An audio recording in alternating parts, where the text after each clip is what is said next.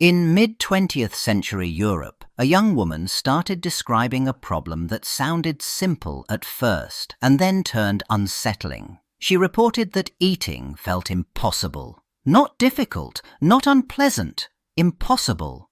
Days passed, then weeks, and the normal signs of hunger did not match what people expected to see. She said her body no longer asked for food, and she claimed she could live on almost nothing. At first, the claim stayed close to home, measured in small observations and quiet concern, but the longer it continued, the harder it became to treat as a temporary illness or a passing phase. Family and neighbors watched for weight loss, weakness, collapse.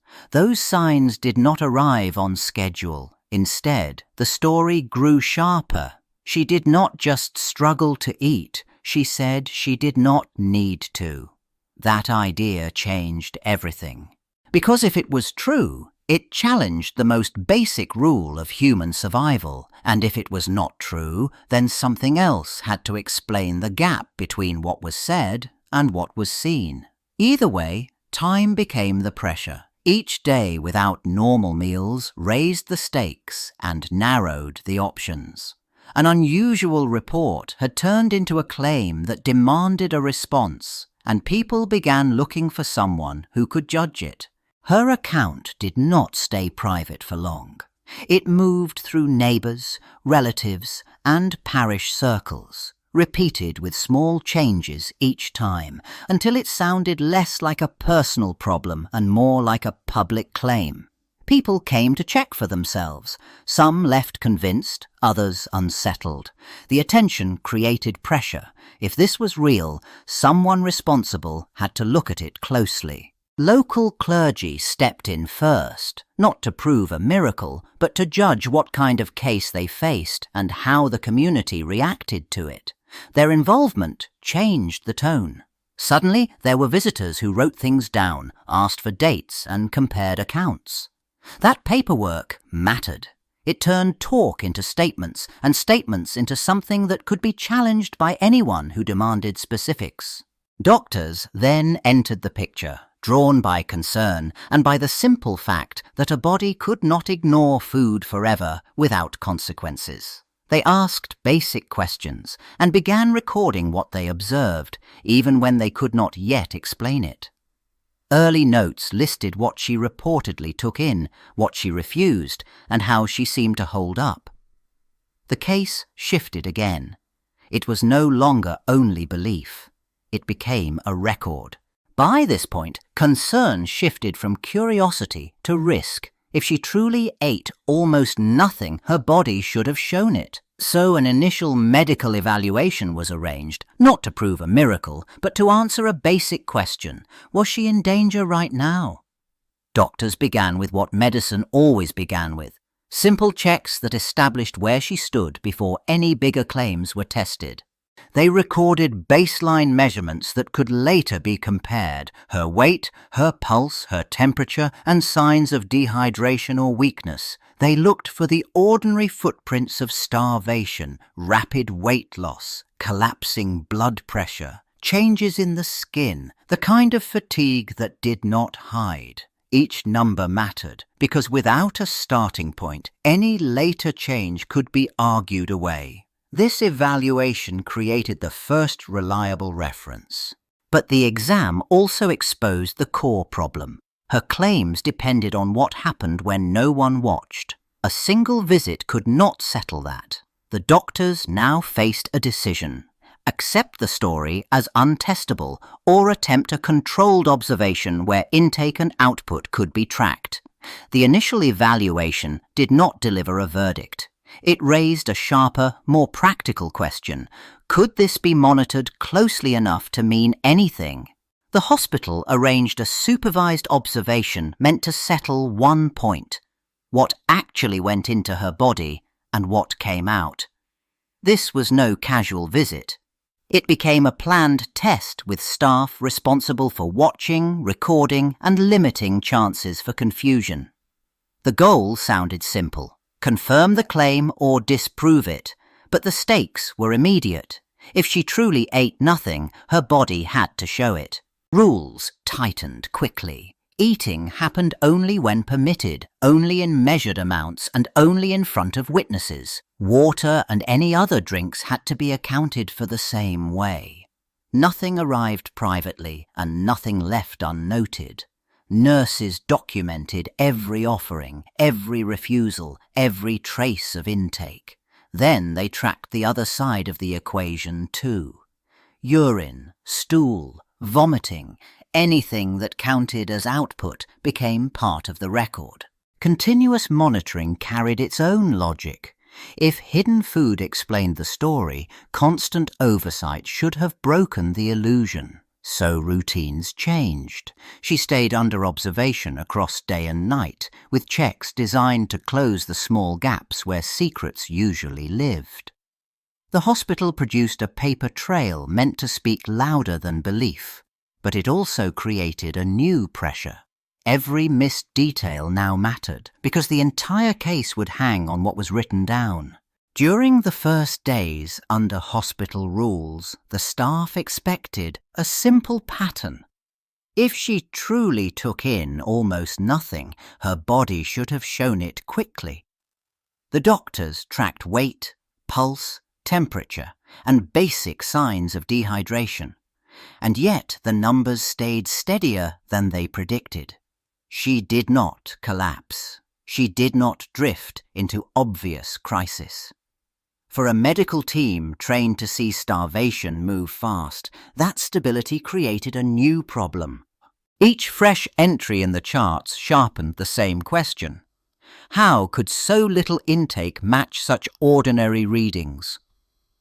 Some staff leaned toward fascination because the daily checks looked like they belonged to someone eating normally. Others leaned toward caution because the situation invited errors and blind spots. The ward began to split between wonder and doubt. If the body stayed stable, either the claim was real or the monitoring missed something important.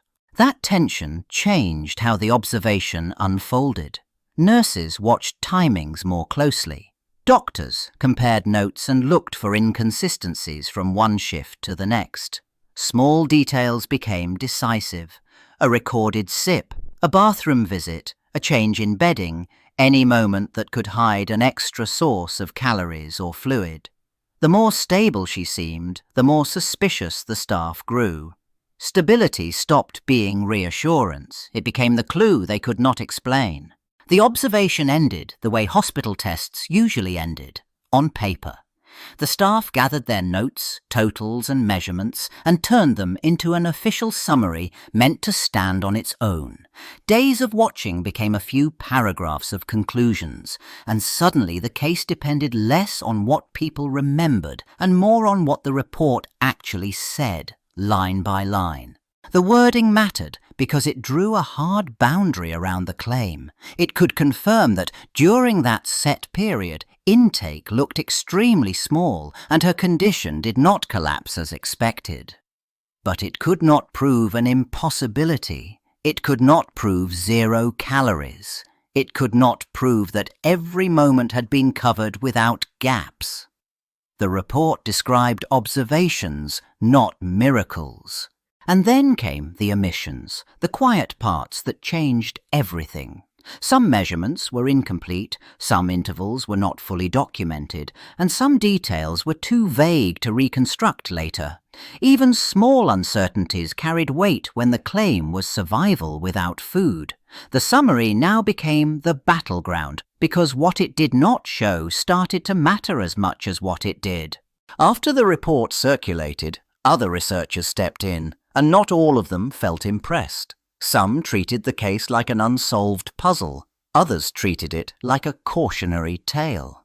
They pointed first to the most ordinary possibility. Numbers went wrong. Weight scales drifted. Fluid amounts got estimated instead of measured. Even small mistakes, repeated day after day, could have made a stable patient look impossible. Skeptics then focused on surveillance because supervision sounded stronger than it sometimes became in practice. Continuous watching depended on staff, shifts, and human attention. Gaps happened. Privacy happened. Busy wards happened. If even brief moments went unobserved, they left room for small intakes that never entered the record. In a case built on near-zero calories, near-zero documentation had to mean exact. Others offered explanations that stayed inside the body and mind. Stress, illness, and suggestion could have changed appetite and behavior without proving a biological miracle. And there were calories that hid in plain sight: sugary medicines, fortified drinks, communion, cough syrups, even a spoonful of something taken as comfort. None of it sounded dramatic. That was the point. The alternatives sounded boring, but they fitted the cracks. In the years that followed, the claim stopped sounding temporary and started sounding impossible. It no longer revolved around a hospital stay or a few measured days. It stretched into seasons, then into years, and people repeated the same idea with more confidence each time. She lived without eating. That shift changed everything. A short medical puzzle became a long-term survival story, and the details that once mattered most began to blur. Once the claim turned into a headline, the case left the quiet world of reports and entered the louder world of public attention. Newspapers and visitors treated it as a wonder, a warning, or a proof of something beyond ordinary biology. Each retelling simplified the story. Medical caution sounded like doubt. Doubt sounded like hostility. And the longer she remained alive, the more the timeline itself became the argument people used. That attention pulled the case into a fight over meaning, not just facts. Believers treated the survival claim as confirmation that science had limits, and they expected doctors to acknowledge it.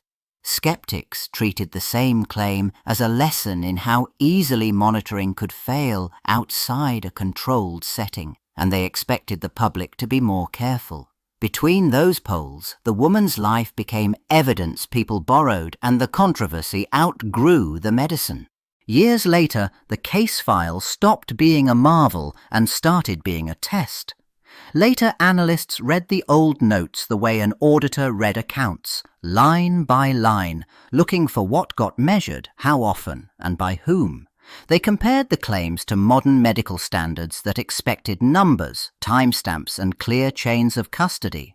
What they found was not a single fatal flaw. It was a pattern of missing detail.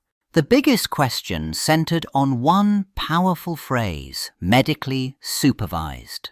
In the period, that often meant regular checks, not true continuous control. It could mean nurses watched closely, but shifts changed, routines loosened, and privacy still existed. Analysts pointed out gaps where intake could have been underestimated, outputs could have been recorded inconsistently, and weight and hydration could have fluctuated without being captured in time. Supervision reduced cheating. It never eliminated opportunity.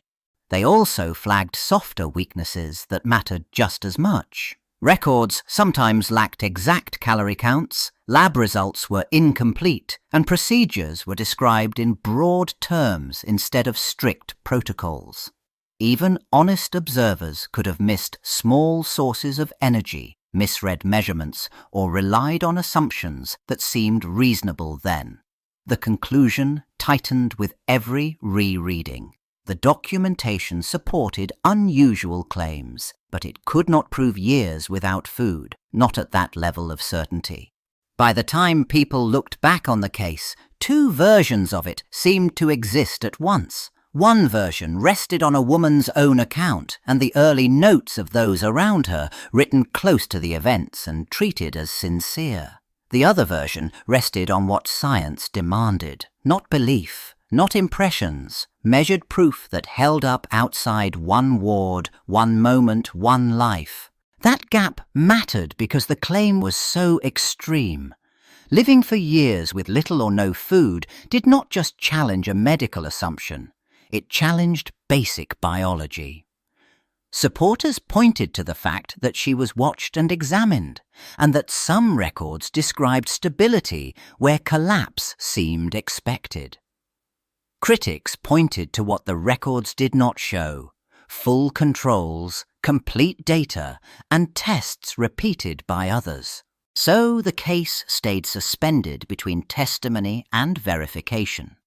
The early reports sounded intimate and direct, shaped by the people who knew her and by the limits of the time. Modern review asked a colder question: could the result be demonstrated again under tighter rules, with independent observers and transparent measurements? That test never arrived. What remained was a mystery that resisted both simple faith and simple dismissal.